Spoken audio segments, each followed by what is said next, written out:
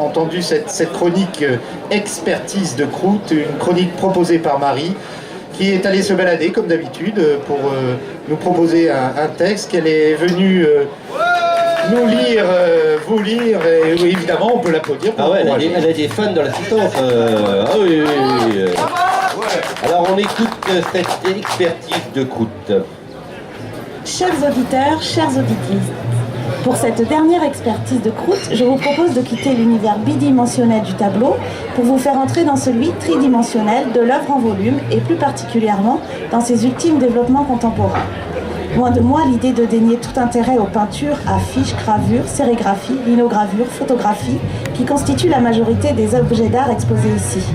Mes deux précédentes chroniques ont témoigné honnêtement de cette présence. Mais nous sommes au XXIe siècle et l'œuvre d'art est aujourd'hui sortie du cadre de la toile et de la Marie-Louise. Adieu pinceau, aquarelle, fusain, peinture à l'eau et à l'huile. Nous sommes à l'heure du in situ, de la performance, du land art, du body art, du bio art, du net art, du happening, de l'installation, de l'œuvre éphémère, de l'expérience visuelle et physique.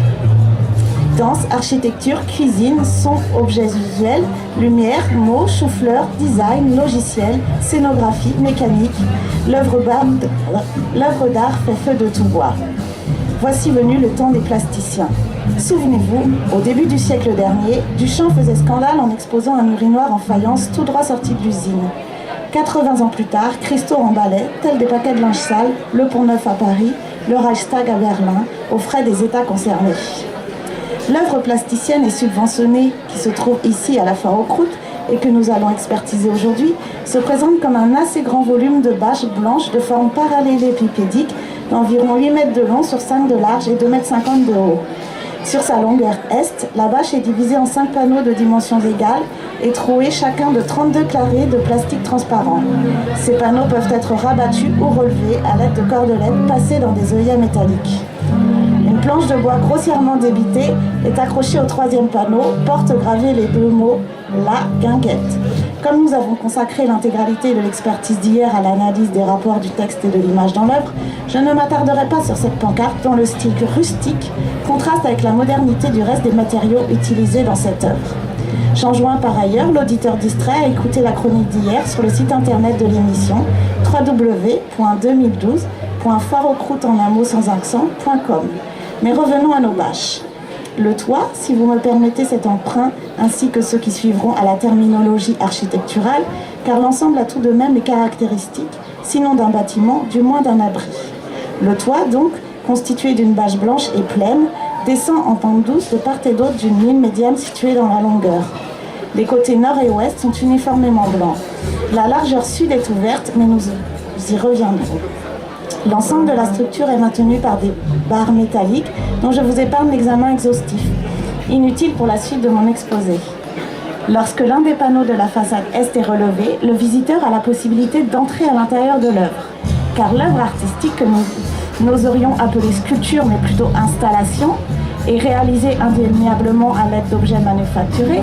L'œuvre artistique, dis-je, se donne non seulement à voir à l'extérieur, et de manière relativement ostentatoire tant par ses dimensions que par l'attrait inexplicable qu'elle exerce sur le public averti à certaines heures bien précises, l'œuvre artistique donc se donne non seulement à voir à l'extérieur mais aussi de l'intérieur.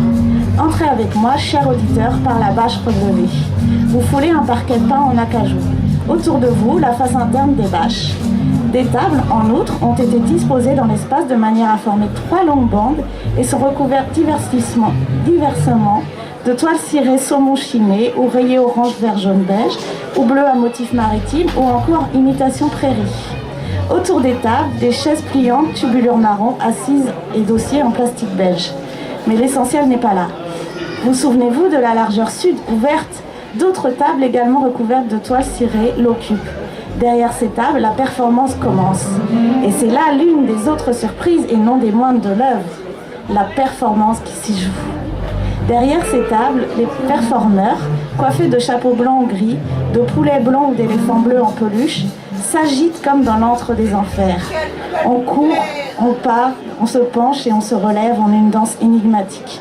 Les tabliers de plastique blanc volettent, les pommettes rosissent sous l'effort. La musique, des bruits métalliques d'inox, des crachements de graisse qui brûlent, des cris inaudibles. Et pourtant, tout semble chorégraphié au millimètre. On soupçonne alors la performeuse brune à franges et à lunettes qui contemple cet univers d'un air bienveillant dont tenir quelques clés. Mais poursuivons la performance qui devient interactive. L'amateur d'art est invité à adresser quelques mots convenus à l'un des performeurs, puis à lui tendre un peu d'argent. Vous l'aurez compris, une participation aux frais est réclamée pour la suite de l'expérience artistique. Le performeur remet ensuite aux visiteurs un plateau sur lequel des récipients en plastique jetables contiennent des aliments crus ou cuits. L'amateur d'art se tourne, repère du regard un endroit dégagé autour de l'une des tables, le rejoint d'un pas sûr pour ne pas se faire doubler, pose son plateau, s'assoit. Et c'est peut-être là que l'expérience esthétique, sonore, odorante, gustative commence réellement. Mais j'hésite à vous en dévoiler la teneur pour ne pas déflorer la partition multisensorielle et hypnotique qu'ont imaginé les instigateurs de cette œuvre d'art totale. Car si le concept d'œuvre d'art totale, Gesamtkunstwerk, est né en Allemagne au XIXe siècle, c'est à Brest en 2012 que je vous invite à l'éprouver. C'est incroyable. L'art se cache des fois des endroits où on ne l'attend pas. Cette Marie est une véritable tête de l'art. Bon, eh bien, du coup, elle embarque tout avec la bouteille d'eau, les chaises. Et là, c'est maintenant Jacques Balcon qui va nous rejoindre.